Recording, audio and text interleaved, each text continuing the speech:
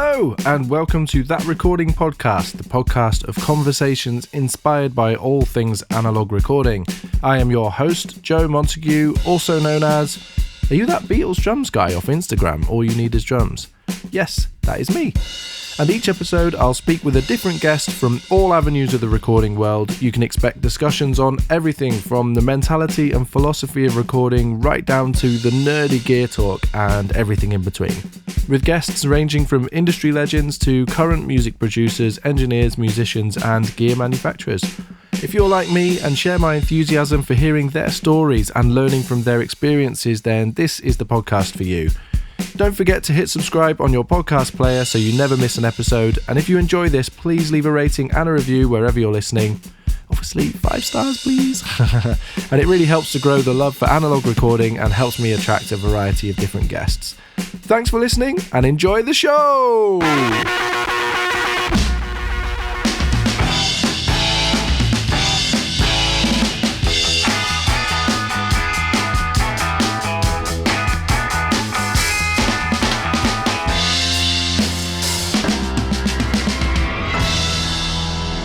Hello and welcome. I hope you've all had a wonderful week. I'm really excited this week to welcome back to the podcast Ben Pike, aka Rare Tone Mastering. Ben was actually one of the first episodes I ever had on the podcast, so if you've been a fan for a while, you'll know that I can't remember what number he was, maybe 3 or 4 or something like that.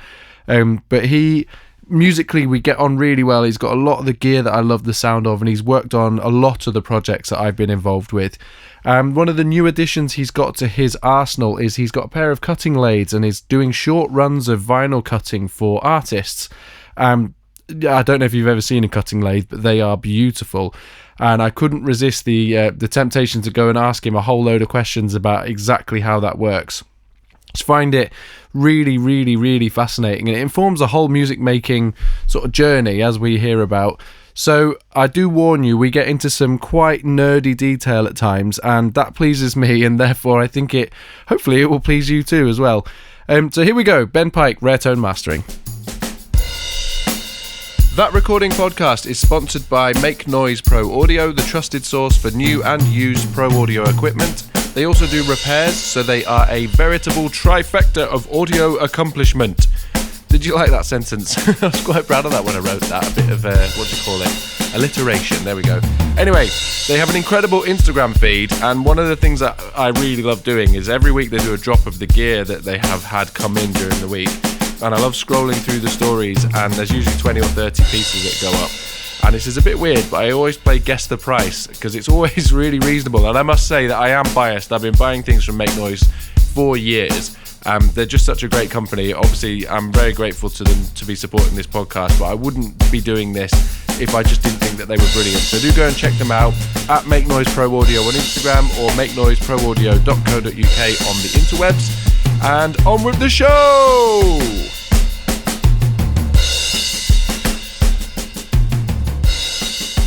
Right, Ben, thanks so much for having me over. Oh, you're welcome. It's nice to have you in the studio. I think last time we did this, it was over Zoom, wasn't it?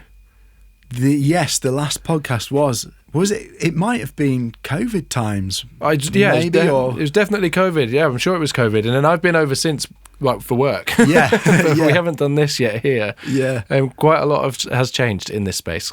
Yeah, it's kind of always changing a little bit. But there's some big machines and big changes, I think, since last time. One of the things I always quite like about coming here is you've got the physical versions of the gear that I look at on the internet all the time. Yeah. I get to come and I'm sat literally right next to an Unfair Child, and it kind of makes me really happy. And then there's a Curve Bender there, and these are things that I might see the plug-in version of every single day. Yeah. and you've got it, and they're just like, oh yeah. Yeah. In fact, you should have brought a project and we could have ran it through. But I guess it's just one of those things. Obviously, they're the tools of your trade, and I have drum kits and some nice preamps, but you've got like the stuff that it needs to run through to make it sound great. Yeah. It's obviously, I'm an analog lover. That's how I grew up with music, is using this gear. But I've got a lot of cool plugins as well. I'm not like a complete purist. I still use a lot of plugins, but there's certain things that the analog stuff just is unmatched in, you know. Sort of just to dive straight into like nerdy questions then, because this, I mean, basically, like, to be completely candid, we've been sat here chatting for an hour and 20 minutes about like other sort of work stuff, and I feel like it's just a continuation of that. So I'm just going to get straight in and ask the questions that I want to ask. Yeah. So in terms of like, this has just popped into my head, the mastering gear you've got here and the fact that you're talking about using plugins. When you're mastering something, have you got a big chain, or is it possible to, I mean, presumably it is possible to literally just master a track with the outboard you've got here, and sometimes you need some more surgical tools perhaps, but, you know, is it quite a short chain, or is it a long chain, or is it vary from project to project? Yeah, I mean, it always varies. As you can imagine, every project's different and needs a bit of a different thing, but I do try and keep my chain as short as possible. I think a lot of people get confused about mastering, and they try and do too much. And I have seen so many videos of people going, here's how you master this, and they put on a plugin, and then they put on another plugin to undo something that they've just done, and then they've got stacks and stacks of stuff, and they're adding to take away, to add to take away, and stuff like that. So I just try and use a few really good tools to do the job if I can. That's my goal, is to use as little as possible to get the job done, and that's usually a couple of my analog pieces of gear for tone and dynamic control, and then a couple of plugins for more transparent surgical stuff, like you say. I suppose the sort of flip side of that is that, you know, obviously there's the sort of AI tools that are out there now. You know, Logic's just done that update with mastering, and I'm sure you probably feel about the same as I feel about Logic Drummer. You know, I get sent tracks that have Logic Drummer on. And, you know, I'm not scared. Let's put it that way. Yeah. And it's the sort of same, you know, if I'm occasionally, you know, we were talking about earlier, I do quite a lot of mixing now, and I will master it to a level that the client will want to hear it at, because, you know, otherwise it'll be too quiet for them. And that's quite a normal practice to do that kind of stuff. But that's not me mastering it. It's me bringing it up to an acceptable level that they can hear what's going on. So in terms of how much you're maybe doing it, you're sort of at the mastering end of things, the flip side of it is that these, you know, Isotope has got some kind of limiting and some kind of stereo width control and some kind of EQ. I mean, that feels almost a bit too simplistic to me. Like, there's one end of the spectrum where there's doing a heck of a lot, and there's another end which is doing very little. And is it just a case of sticking in the middle of there, or, you know, is that too simplistic? What's the sort of practicalities of what you're trying to achieve based on a normal person's reference point of this is what Logic mastering does? Yeah, it's difficult. Like I said before, every project is different. So some mixes will come in that sound fantastic and they're in great shape. So my best thing to do in that case is to stay out of the way and be as transparent as possible and do as little as possible, while still making sure that mix is going to translate when it's played back off a laptop or big speakers or a phone and all that kind of stuff. And then I might get a project from a band who it's their first album and their drummer has mixed it in their bedroom, or, you know, but they really want a proper mastering engineer to you know, help get it to a better level. And in that case, it could be everything from me giving mix advice and helping them sort of tweak the mix a bit, and then taking on a lot more work in terms of sort of compression and dynamics and the overall tone and stuff like that. So yeah, it's just kind of depends. Every project's so different. So in that respect, do you think of that as being part of the process or in addition to the process? Because I'd kind of argue that in a way you're almost more important to the process now than perhaps ever before. I'm aware, just to caveat this, that obviously we've done another episode before and we're probably covering the same ground, but it's, if anyone hasn't gone and checked that out, these are all still, I was there for that episode because obviously I was involved in the conversation and I still want to ask these questions. They're as pertinent as ever. And, with that in mind, like obviously the access to mixing tools is out there for everyone now. It's so, the barrier for entry is so low. So you could suggest it part of the mastering process in a sense. And let's to be honest about it, we all have to work with people that are not in the top 20, because that's not what the reality of, we've been talking for the last hour about the front line of music. That's not what the front line of music is. There are a lot of hobbyists out there who want to make music and have got the budget for it, and that's brilliant. That's really, really great. So in terms of that, part of your process maybe is there is a big peak in this particular area of the EQ spectrum. Maybe you need to try considering mixing like this and getting them to kind of revisit that. And that, you could argue that is part of the mastering process, that help. Yeah, oh, definitely. Yeah, I think that's one of the biggest sort of selling points of working with an actual mastering engineer is not their gear or their even sort of what they've done in the past and their accolades and all that stuff. It's actually talking to someone who's got lots of experience and works on lots of different stuff and getting their feedback, because it's much easier for me to do a really good mastering job if the mix is in great shape, and if I can help get the mix in great shape, then it benefits the mix and then it benefits me, because I can do more and I can do a better job at that stage. So I think being able to have a conversation with a mastering engineer, and really at kind of any stage of the recording journey, being able to talk to a live drummer, for instance, instead of programming your drums, you get so much more from those kind of conversations. And every conversation you can have about your project is going to improve it in some way, I think. I agree completely. I mean, I've done it in my journey through.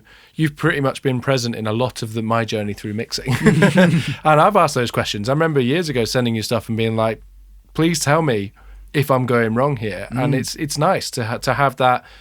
It's kind of objective because you're not involved in the project necessarily at that yet at that stage. You're not invested in it emotionally just yet. Yeah. But it's subjective in the sense that you've got all of that experience behind you, and I want to ask you those questions based on that experience. And I know, if I send you stuff, that I'm going to get, if there is anything wrong, I'm going to get a lovely reply that's basically like, just so you're aware, it was this. I could still work with it, but I'm trying to think if that's happened. I think it probably has. And it's nice to, that's kind of it. It's almost like the buck stops with you, doesn't it? And you're bearing the responsibility of, look, I'll take this on now and I'll make sure it's where it needs to be. And to my mind, that's kind of more pertinent than ever. Yeah, I think so. And especially in, like in the age of AI, when you can, make a track and just get, program drums, get some auto mixing stuff, get the AI mastering on it as well. You could use all that stuff from start to finish. But I've never heard good results from that. Yeah. And I want to be careful not to just be too down on digital stuff and AI too much, because there's cases when it can be helpful and useful, but there's a reason why professionals in the industry and successful artists are still using humans to do every part of the process. Oh, hey, I'm with you too. Like I get sent tracks where I alluded to it before, where Logic Drummer's on there. Sounds great. The tones are great.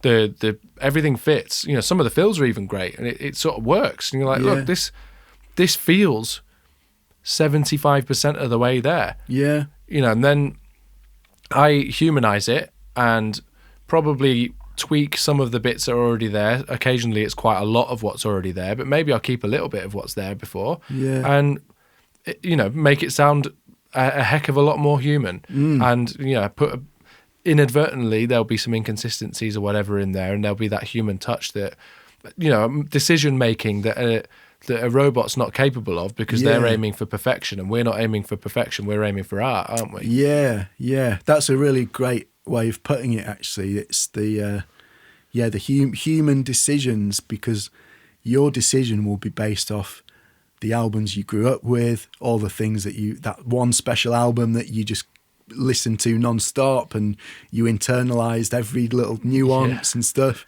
And same with me, when I'm making mastering decisions, I'm recalling everything I've ever listened to and liked and disliked, and that's where these algorithms can't, they don't make decisions in that way. It's just you're not going to go, oh well, technically speaking there's a gap in the high end here because whatever. And if it's, we were talking about like sort of 60s sounding stuff, because that's what I like, and what the playlist you had on, but that might be the sound that's needed. So you're going, well, I'm going to make a creative decision not to boost the high end here, because we want it to have that kind of lopped off sound that a lot of that stuff does. And whereas an AI tool might deliberately make they'll just go, well, the computer says that there needs to be more high end, so I'll add it. And it's a very, very like oversimplistic example, but I think it's you are right. Every part of that process, and it adds up. Those decisions add up, and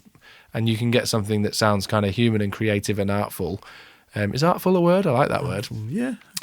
Or you can get something that sounds like the accumulation of lots of perfection decisions, and get something that doesn't have that.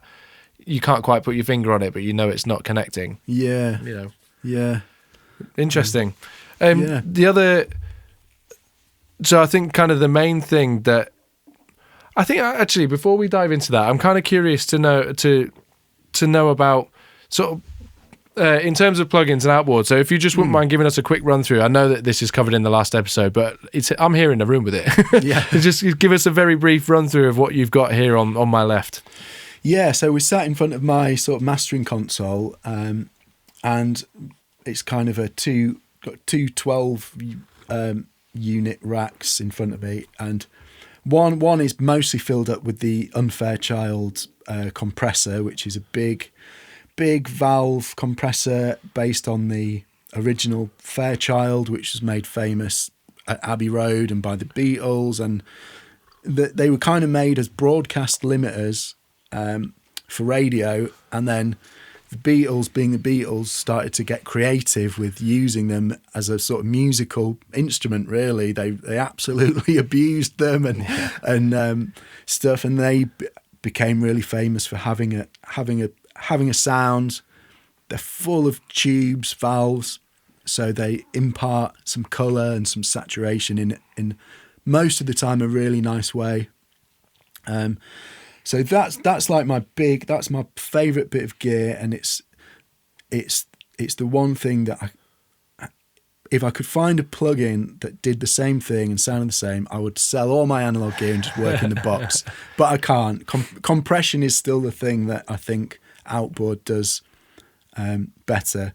You're not the first person in this week to have said that sentence to me. Oh, really? Yeah. Right. There's another episode that will have gone out by the time this is gone out. But Dustin Hyatt, who is he's called Wondertone. He does some drum samples. Like, he's got a sample, he calls it Sample House, but a sample library online that you can buy. He basically said exactly the same in his from his experience, and it's. I mean, I'd agree with you too. There's something very obviously quite digital at times about compression when it's in the box. It almost is a bit too larger than life. And just the way it handles dynamics is really important, especially for vinyl, which obviously I do a lot of. Cut vinyl, and we will get there. and so dynamic control is kind of paramount, and I'll talk a bit more about that in a bit. I've got a lot of questions about that. Yeah, great. And then so I'll just do a super quick rundown of the rest of the gear. So there's the big valve on Fairchild, the dangerous compressor, which is another compressor which is completely the opposite. It's a fast, transparent compressor, and that's for just so I've got all my tools covered depending on what type of music comes in. I do use the Unfair Child on most things, but sometimes it just doesn't suit. If it's a clean, sort of more modern sounding track, then sometimes that tube saturation can add too much. So Dangerous Compressor is a really good transparent one. Then I've just got a load of EQs, which, to be fair, I think plug-in EQs are amazing these days. There's some awesome ones, but the ones I have sort of got transformers in and stuff, so they still have a bit of a sound and a saturation to them. And I've got the Chandler Curve Bender, which is the Abbey Road, the famous one from the Abbey Road desk, which you've, of course, seen in all the Beatles things, and you'll know of it. And a Great River one, which is a kind of 70s inspired Neve kind of sounding EQ. And then I've got a transparent Baxandall EQ, a TK audio one, which is set up in mid-side mode permanently. And the thing I like about the outboard EQs is having fixed EQ points. And so they force you to make a choice pretty quickly. Yeah, I like that. You've got 150 or 200 hertz, whereas with an EQ, you've got nearly infinite amount between those 2 points, and you can sort of spend a lot of time using your eyes to make an EQ decision with a plugin, whereas with the outboard stuff, it's click. Does that work? Click, or is that one better?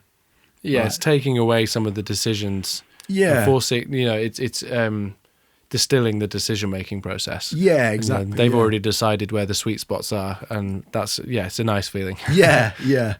And then there's just my conversion, the links conversion, and a limiter, an outboard analog limiter, a better maker. So it's generally everything running through compression, then EQ, then into your better maker to as the final step in the chain. Yeah, that's it. So I've got a mastering router that everything's plugged into, so I can... Is that this Dangerous Liaison? Yeah, that's right, yeah. So all the gear is plugged into that, and I can click each piece in or out and swap the order of things. So I might have a bit of EQ, then compression, and then I can just flip those two round at the touch of a button to see if it sounds better or prefer and stuff like that. Yeah, that's a good shout. Yeah, and so you can kind of order the gear in any way you want and quickly switch it and turn it on or off. So that's kind of what I do to get the overall tone when I'm mastering. I kind of get the dynamics and the tone done, and then the signal will go back into the computer, and I might use a bit of extra limiting and clipping to get it up to sort of louder, sort of streaming kind of standards that everyone wants. Yeah. There's a good video you put up recently about you were discussing levels at which you like to receive things. Could you just give us a rundown of because there'll be a mixture of people listening to this, people who send stuff to mastering all the time, and there'll be people who probably don't have, maybe they've just used the AI tools for now, and they're probably wondering, they're probably tempted at some stage to send something to a mastering engineer just to see what difference it makes. Yeah. In terms of that, then, when someone's mixing, what are they aiming for, and what have you got sort of preferential volume level that you like to receive things at, or does it not matter? Or it doesn't matter. You'll probably hear a lot of advice to hit a certain number on, and there's loads of advice like that over the internet that someone's found on, and then lots of people have copied and not really understood why they're regurgitating it. You just sound like that sounds like the whole internet to me. It is. Yeah, don't get me started. There's now a whole culture of sort of YouTubers and people teaching stuff that they don't understand. They've skipped the learning part and gone to the teaching part. Yeah. Because they want to be a YouTuber, so they start making videos on stuff that they haven't internalized and actually had experience with. But anyway, I won't go off. Let's not go down there on too much of a tangent. But level-wise, as long as your audio hasn't clipped and gone over zero dBFS, then you can send it at any level, and I can literally just drag your audio file up and down with a click of a mouse to where I need it to be, and it's that easy. So, where do you need it to be? For me, it kind of depends. I like to run my Unfairchild with 12 dB of gain because it sounds awesome. So I sometimes will normalize tracks to minus 12 dBFS, and then I know the exact gain stage. So is that peaking at minus 12? Yeah, because I'm also going to use a little bit of compression and some limiting as well as. So depending on the volume changes within the track, then are you potentially compressing it slightly beforehand in just to control peaks before putting it into the Unfairchild? Sometimes, yeah. Sometimes it like I say, it kind of depends on the track and stuff. So just enjoying the real nitty gritty of the weeds here. Yeah, I love it. Yeah. So some stuff might come in that's been mixed into a mix bus and is already quite even. In which case, I'm only ever doing a dB or a couple of dBs of compression. Because you'd imagine that's most people will have mixed into some sort of compression. Yeah, but obviously it's not always going to be the case. If that's not happened, it's quite conceivable that someone will mix without that. Yeah, and especially for more sort of acoustic based genres, the mix will come in like quite dynamic a lot of the times. So I might actually do a bit of compression before it hits the outboard. And I'll probably do a couple of stages of compression, so it's still quite transparent. To go back then, you put 12 dB of gain in on the Fairchild. So then, what are you aiming for level wise from at the beginning of that analog chain? Well, if I've normalized it to say minus 12 dB. Sorry, yes, you did say that. Yeah, so if I know that I'm going to run it through the Fairchild at that amount of gain, which often sounds really good because it's running it through some hot tubes, it's giving it some saturation. But then sometimes I might get tracks in where that amount of tube gain actually saturates too much and adds some sibilance or too much high end, so I might have to back that off. So it's always kind of, I have an idea of just hearing the mix. I'm like, I think this is going to sound good at this. So I'll normalize the whole album or all the tracks. And then I've got a pretty clear idea of what gain staging I can do. Yeah. But then sometimes I might just have to experiment and go, actually, that's not working. So let's drop that a bit and see how that sounds and sort of do it that way. Mm-hmm. Cool. All right, that makes sense. And then I suppose it also depends how much EQing if you're boosting frequencies and EQ, then you're essentially adding gain to the mix, aren't you? Yeah, exactly. And that's kind of, I sort of have a bit of room for that as well in the chain, because usually there'll be a couple of points where I'm adding something or stuff like that. So yeah, sorry, there's not really like a one succinct kind of. No, of course not, because that's what's keeping you in work. But we all kind of have this. I say we all. A lot of people in my position specifically have like this vague understanding of why especially, but that's what the AI tools have been good for, at least, is opening the door for like, oh, well, what am I actually doing here? And that's cool, but the actual nitty gritty of what goes on. It's all. I'm still not. I'm just fascinated by it, and the decision making process that you have to go through, and just sort of pulling the curtain back, because obviously there's an art in making all of those decisions that you say, which is why you're good at what you do, and you're going to make. If I was to sit and have a go at it, I would make different decisions because I don't know what I'm doing as much as you do with this gear. But yes, I'm fascinated by what's sort of behind the curtain of the choices that you make, and that sort of thing. It's really interesting, I think. Yeah, I think, and if you interviewed another mastering engineer, they'd tell you something completely different because of the way their gear or their plugins and the way they work, and the genres that they work on as well. So. Yeah, it is. People often call mastering a dark art, which I always try and sort of try to reveal a bit about it, because it's not so much of a dark art. It's just that each case needs different things. So there's no real like quick answer to like what is mastering and what do you do to a track. Do you think that something that's ringing in my mind is there's a kind of old school approach of mixing where you have like, for example, a set of outboard gear. I know Vance Powell mixes like this, and his sound is running through, will often not do any major tweaks, if any, to the outboard. He'll just set the levels and run it through his gear, and that will be the sound of his mix. Right. And I kind of oversimplified it, but essentially that's what's going on. Is his collection of gear, the way he routes stuff, is that his sound. Yeah.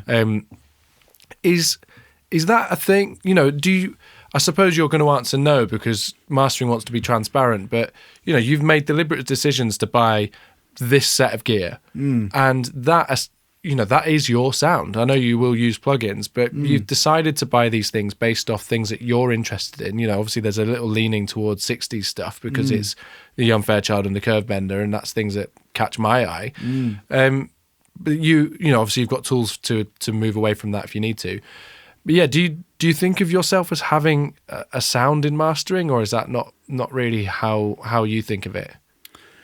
Yeah, I think, yeah, to a certain extent, and you're right. I have the gear I've bought. I've done so because of the sound that it can impart, and the stuff that I like to work on, and the records I like the sound of. So my outboard is a reflection of that, and sometimes people want that sound on their mixes, and so they come to me for that. But then also sometimes people come to me just because I'm a mastering engineer and they want to work with a human to do their project, and they're not as fussed about the gear that I have and stuff like that.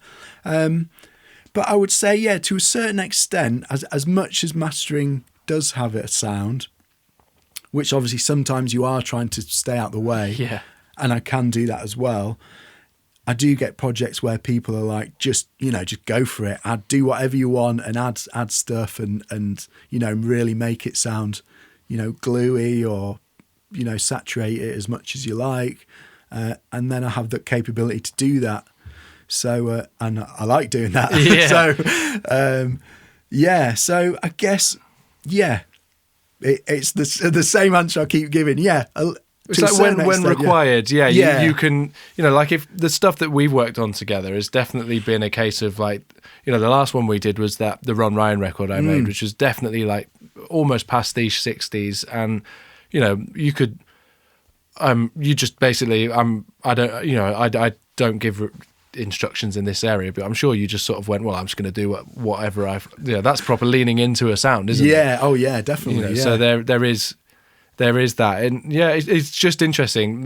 Mastering it, like you say, it's thought of as a dark art, and I like this idea that that you, even though you're almost trying to stay inconspicuous, out the way and sort of tucked it.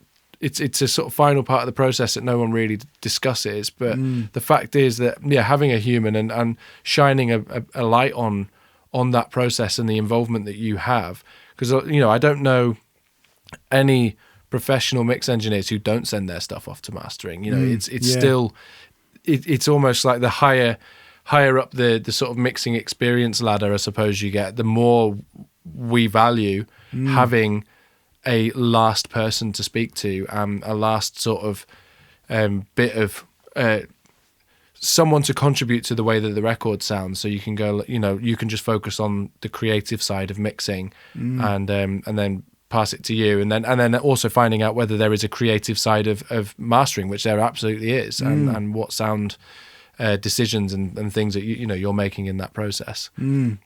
Yeah, I think like you say, most pro mixes will have a mastering engineer that they build up a relationship with, and that serves so many purposes of not only getting a great final sound, but being able to communicate about the mix, the master, and have that trust in each other to be able to be open and talk and drop any ego and say, can we try this with this? I don't think this bit worked, or could you try that again? And when you can do that with someone you trust and have a rapport with, then you ultimately can just get better results. It's almost someone to bounce those final ideas off, and almost technical at times, well, often, that isn't the artist. Someone, because the artist is very, very subjective. They're emotionally charged in the track, so where they're making very emotional decisions, which is absolutely necessary. That's what's needed, in creating, art essentially. Yeah. And when you're sending a mix that you've done to an artist, they're not thinking about the technicalities of it. They're thinking about, how does this make me feel? And I know that's probably that's what we're all aiming at. We're all aiming at, where does this mix make me feel? Are you able to retain that feel but keep it at a volume level that's necessary for whatever medium it's being played on? That's informing. That's a thread that ties all of our roles together. But you're right, to be able to send somebody a mix and have a conversation about it that's based on some degree of technicality as opposed to an emotional response to is important and kind of necessary as when mixing a project and probably mixing it by yourself. And the only other person that you've got to discuss the qualities of that mix with is the artist, who is, their vision is coloured by things that you may not be thinking about when you want to discuss the things that they might discuss with you, for example. Yeah, it's really, really valuable, I think. I suppose there's not really a response to what I, what I'm saying. It's just a comment. I think I don't want. Yeah, I think it's just an important part of the process. I can see you almost like your face said then, did he just ask me a question? Like, no, I didn't. Well, in fact, something was coming to mind while you were speaking, and I just completely blanked. What I was going to say is kind of to do with that was, sometimes I will get a mix and I'll be able to say, because there's certain technical aspects of say vinyl or even streaming, I can say, well, if you want that extra bit of loudness, we can do that, but this is the compromise. And especially, say, for instance, let's use vinyl as an example.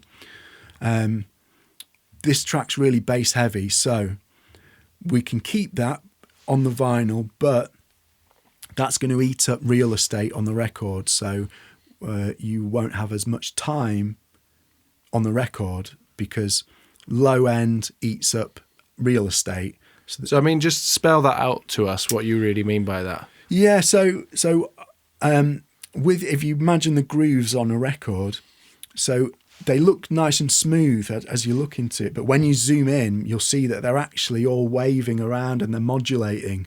And the more low ends, the more bass you put onto it, the wider they modulate. So to compensate, you can space out the grooves further. So the further apart you space the grooves, the less cutting time you have available on the record. Is that a parameter that you've got control of? The spacing of the grooves, that's the cutting engineer who will do that. Yeah. So if I'm cutting a record, I can control that.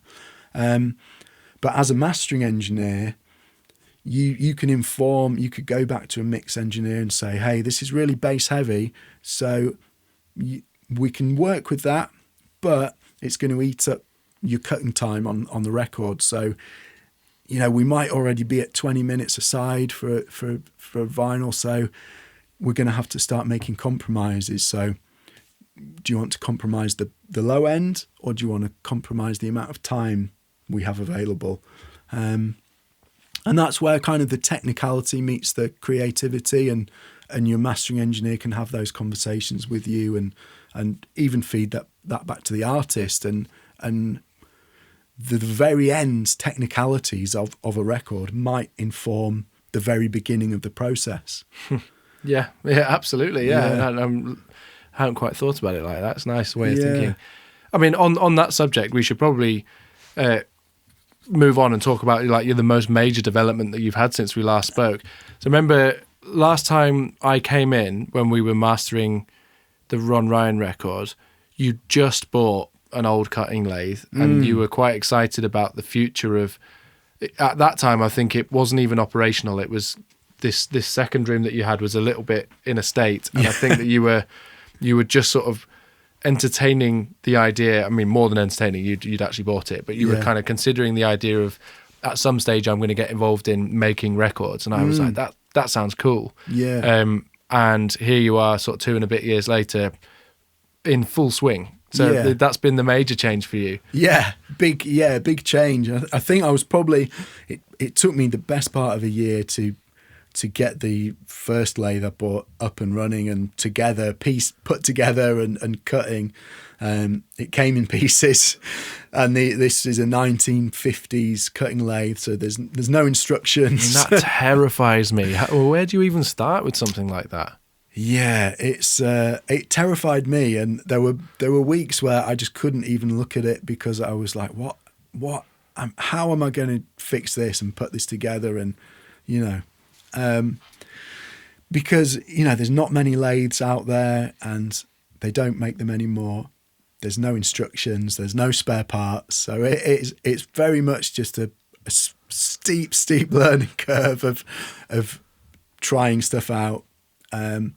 There's a very cool forum that us record cutters hang out on, and there's people from all over the world on there that have sort of done the same thing, found an old lathe and then pieced it together and found the odd old document here and there, and so we're all kind of sharing information and learning from each other, so that definitely helped for some remote learning.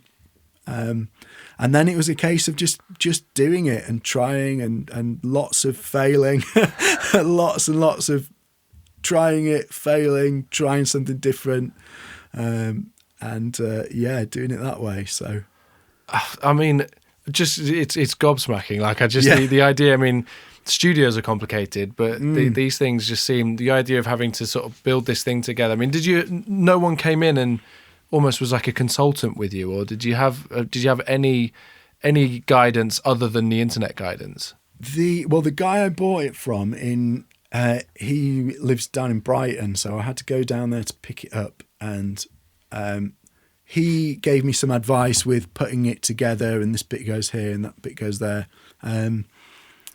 but it was kind of like a bit of a rushed couple of hours of him trying to go through every single thing, and me never having seen one of these before and being like, right, okay, yeah, oh God. And then getting it up here and being like, right, what did he say about this? And so I did get a little bit of help in that way, yeah. And then actually, kind of about a year in, I did find someone who owned a lathe, who was based over in Manchester, and I managed to convince him to come over to my studio and help me and to have a look at it. And so that was really helpful too. And he definitely helped sort of get things rolling and cutting as well.